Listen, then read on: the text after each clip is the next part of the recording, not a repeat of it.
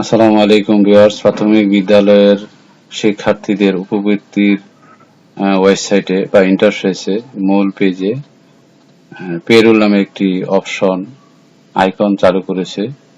সেখান থেকে আপনি পেরোলে গিয়ে কোন শিক্ষার্থী কত টাকা পেল, কোন মাস থেকে কত, কোন মোবাইল নাম্বারে গেল, মানে শিক্ষার্থীর কাছে টাকা গেল কিনা সেই একটি বিস্তারিত রিপোর্ট আপনার মোবাইলে ডাউনলোড করে রেখে দিবেন এবং যে কোনো সময় আপনি শিক্ষার্থী অভিভাবক যদি আসে সেক্ষেত্রে আপনি চেক করে সাথে সাথে বলতে পারবেন যে আপনার ওই শিক্ষার্থীর অ্যাকাউন্টে টাকা এই শিক্ষাবর্ষে অর্থ বছরে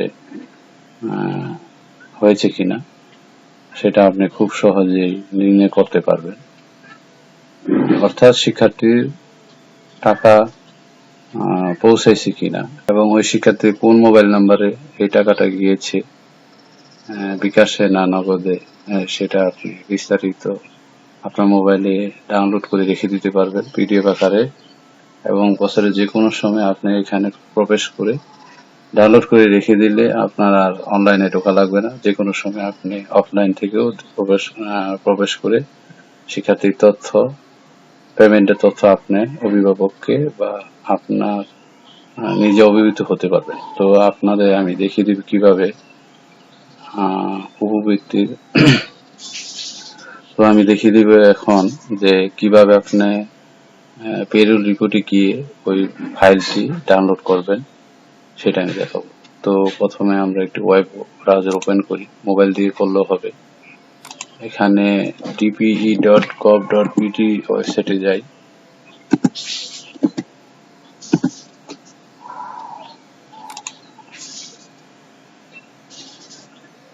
তারপরে এখানে আমরা উপবৃত্তির লিঙ্কে যাই, উপবৃত্তি ডাটা এন্ট্রি লিঙ্ক।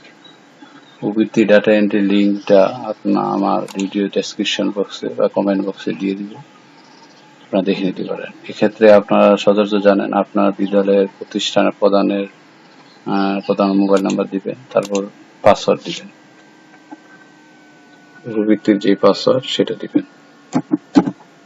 আমি পাসওয়ার্ড দিচ্ছি।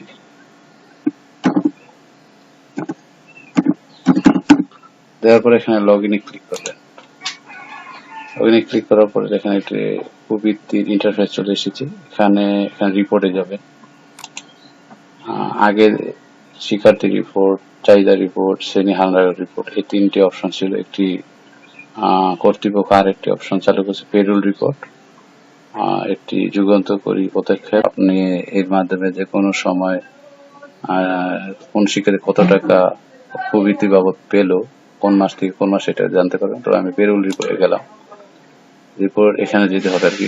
রিপোর্টে যাওয়ার পর এখানে রিপোর্টের ধরন সিলেক্ট করবেন, তারপর পেমেন্টের বিস্তারিত প্রতিবেদন, কোন শিক্ষার্থী কত টাকা পেয়েছে সেটা এখানে বিস্তারিত প্রতিবেদনে পাবেন।